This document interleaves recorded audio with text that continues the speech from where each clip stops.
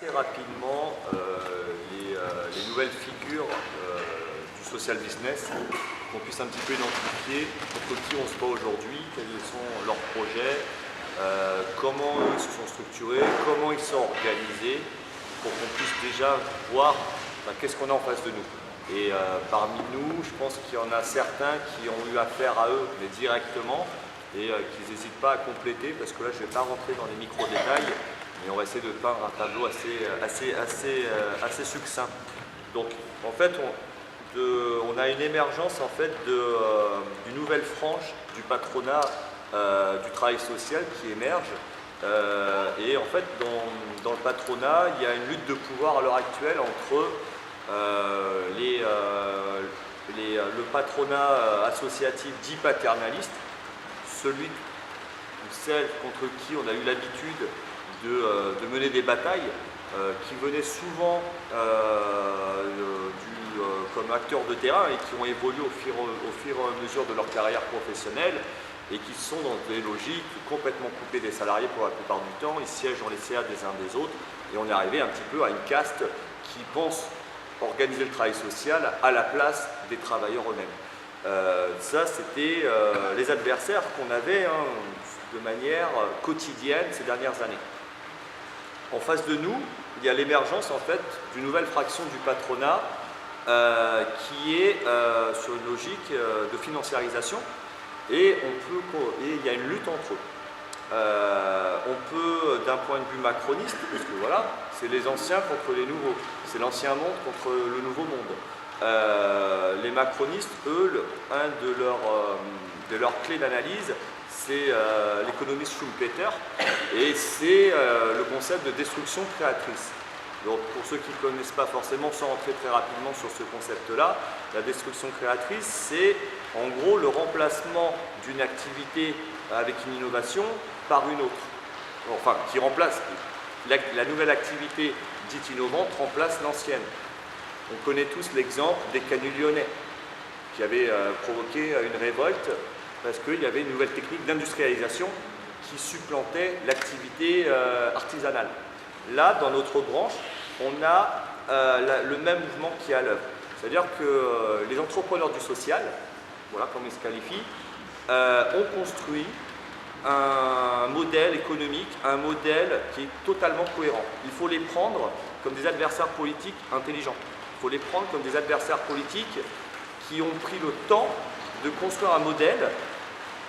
Et comme disait tout à l'heure Olivier du Nord, même si ce n'est pas encore appliqué les Social Impact Bonds, ils ont mené une bataille culturelle. Ils ont mené cette bataille-là et ils essayent de la gagner. Nous, notre rôle, c'est également dire que cette bataille culturelle, on va la mener et on doit la gagner. Donc eux, les entrepreneurs du social, comment ils ont émergé? Ils se sont structurés par petits clubs au départ. Donc dans le Nord, c'était Soho. Donc Christophe Itier qui est aujourd'hui à la tête un petit peu de ce réseau-là, qui est quand même un sous-poste de ministère au ministère de l'écologie et de la transition, et qui a mis en place le French Impact, a monté un premier club d'entrepreneurs. Donc c'est du réseau, c'est des cartes de visite, c'est de l'échange de pratiques, c'est tiens, par rapport au contexte. Et ils ont analysé, voilà, le contexte économique, c'est celui-ci qu'on se prend dans la gueule, qui se prennent eux-mêmes dans la gueule. C'est baisse des subventions publiques. Et bien eux, ils ont théorisé le fait que la baisse des subventions publiques pouvait permettre de faire le ménage dans le secteur et de faire un tri entre les anciens et les modernes, entre ceux qui vont s'adapter, ceux qui vont rentrer des nouveaux acteurs sur ce secteur-là et ceux qui vont disparaître. Ceux qui vont disparaître, c'est pas grave. Ils étaient à l'ancienne, ils étaient old school, ils n'étaient pas adaptés au nouvel environnement. Ils étaient juste là pour, je fais de la provoque, pour prendre l'argent public sans rendre de compte sur leur efficacité, sans rendre de compte sur une rentabilité. Et eux, ils se sont dit, voilà, nouveau modèle économique avec baisse des subventions, baisse de l'État social, et donc du coup, construction d'un nouveau modèle avec un développement d'une partie d'activités lucratives. Voilà, nous, on vient quand même majoritairement d'un secteur, en tout cas non lucratif, où on mène un travail social pour l'intérêt général. Après, il reste à définir dans quel sens. Donc, qu'est-ce qu'ils ont construit? Ils ont créé des passerelles dans lors de ces clubs avec des banques, notamment le crédit coopératif. À la tête du crédit coopératif, maintenant il est à la tête de la fondation du crédit coopératif, on retrouve Hugues Sibyl. Hugues Sibyl, qui est une des figures aussi des entrepreneurs du social, qui fait partie de ce petit monde, qui a fait un énorme lobbying pour importer les Social Impact Bonds en France. C'est sous sa houlette, notamment, que les contrats impact sociaux se sont implantés en France. Dans ces petits clubs, ils se mettent aussi en relation avec des fondations. Donc, ce qu'on parlait tout à l'heure de défiscalisation, d'accord? C'est l'activité du social. Il ne faut pas croire que c'est juste une image RSE, donc responsabilité sociétale des entreprises, mais c'est également une activité lucrative de défiscalisation. Avec les contrats impact social, ils arrivent à passer, alors même si ce n'est pas encore mis en place, mais dans leur modèle, ils arrivent à recycler, en gros, c'est là où ils sont assez puissants, ils arrivent à recycler le capitalisme, tout simplement. Le capitalisme provoque des exclus, et sur le dos des exclus, ils vont se faire du business. Ils arrivent à faire une boucle. Ils sont écologiques, hein, limite, hein, dans ce cas-là. C'est assez impressionnant. Là, il y avait HEC, donc voilà, on retrouve aussi des écoles de commerce, et il y avait HEC qui menait une campagne, c'était le capitalisme peut-il lutter contre la pauvreté, c'est ça.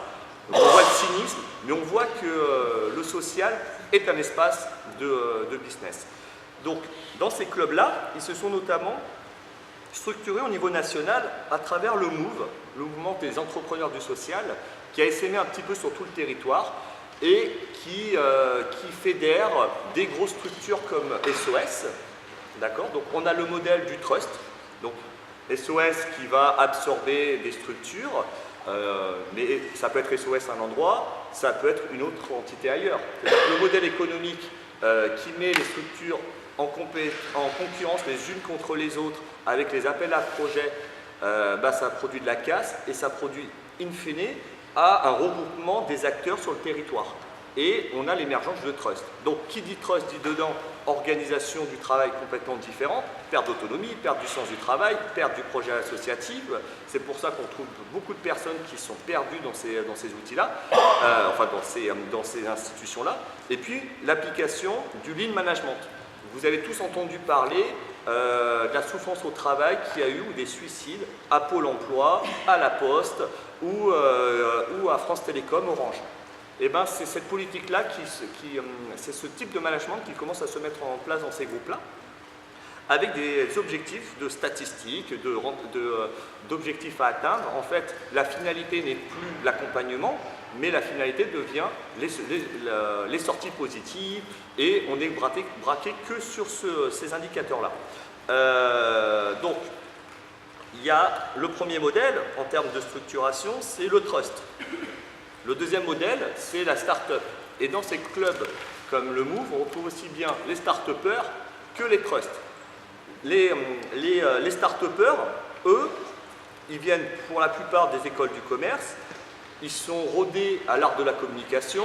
Donc qu'est-ce qu'ils vont faire? Ils vont vendre une innovation sociale, hein, parlons, voilà, ce fameux mot à la mode. Voilà, ils vont le rendre un peu fun, ils vont être super actifs sur les réseaux sociaux, et ils vont permettre en gros d'avoir une image sociétale positive. Ça va être sur l'écologie, ça va être sur l'insertion, ça peut être sur l'accompagnement de publics en exclusion.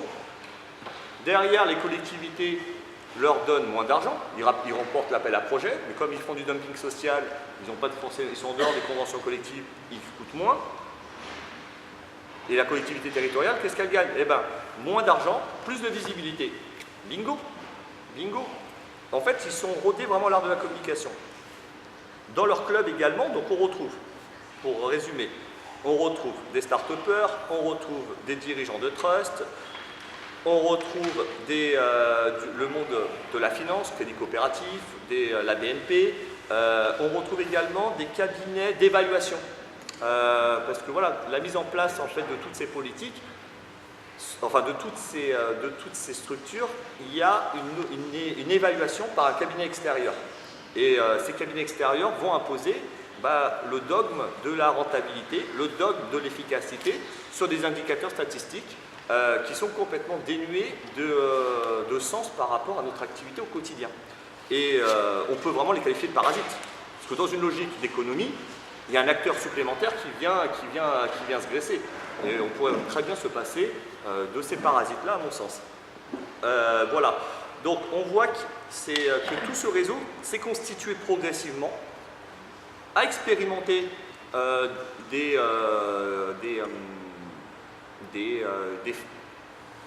actions sociales, dites sociales, et leur objectif, c'est d'essaimer. Donc, ce qui s'est passé là, il y a 1 an et demi, ils ont lancé le French Impact. L'objectif du French Impact, c'est le changement d'échelle. C'est passer de ces petites structures locales à des entités qui deviennent nationales. Donc ça, c'est l'émergence de nouveaux acteurs qui veulent prendre la place des acteurs historiques, où on est majoritairement aujourd'hui salariés. Voilà, donc on voit bien qu'en fait, dans le patronat, notamment, on le voit au niveau des organisations patronales, les entrepreneurs du social sont plutôt regroupés au sein de Nexem. Alors, pas l'intégralité de Nexem est sous influence des entrepreneurs du social, il y a des contradictions même en interne, mais c'est plutôt eux, c'est plutôt Nexem qui va représenter ce courant, et aujourd'hui, ce courant est plutôt à l'animation, en train de prendre de l'influence dedans.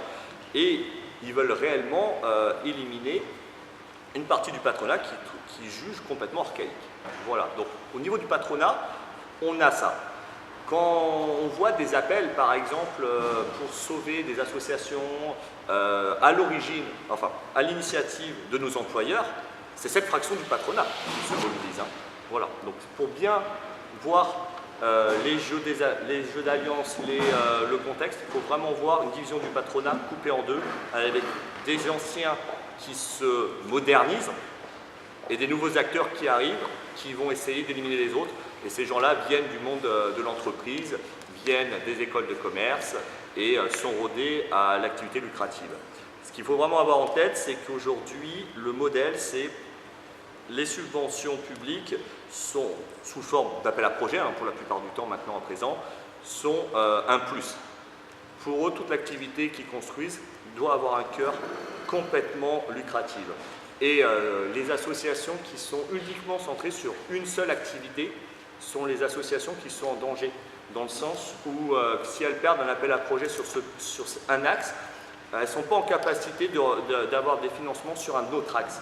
D'où les regroupements, d'où les structures à multi-activités qu'on voit émerger ou qui se forment sur tous les territoires de France à l'heure actuelle, à des rythmes plus ou moins rapides, suivant le niveau de résistance locale, suivant l'influence des collectivités territoriales. Et puis, si à la manœuvre au niveau local, il y a vraiment des gens qui sont très motivés pour pousser vers l'entrepreneuriat social, comme dans le Nord, il y a une dynamique qui part beaucoup plus rapidement qu'ailleurs. Voilà, donc c'est important d'avoir vraiment en visibilité ce nouveau tableau, parce que ce nouveau tableau-là nous permet de savoir contre qui on se bat, et qu'en face, ils ont construit un réel modèle économique qui est cohérent et qui nécessite de construire probablement un contre-modèle pour pouvoir les contrer et construire quelque chose d'autre aussi également. Voilà, si vous avez des questions après complémentaires, on est plusieurs dans la salle à pouvoir donner des éléments. Peut-être que ce n'est pas le but de rentrer dans le micro-détail qui est qui, mais voilà un peu un axe pour peindre un tableau.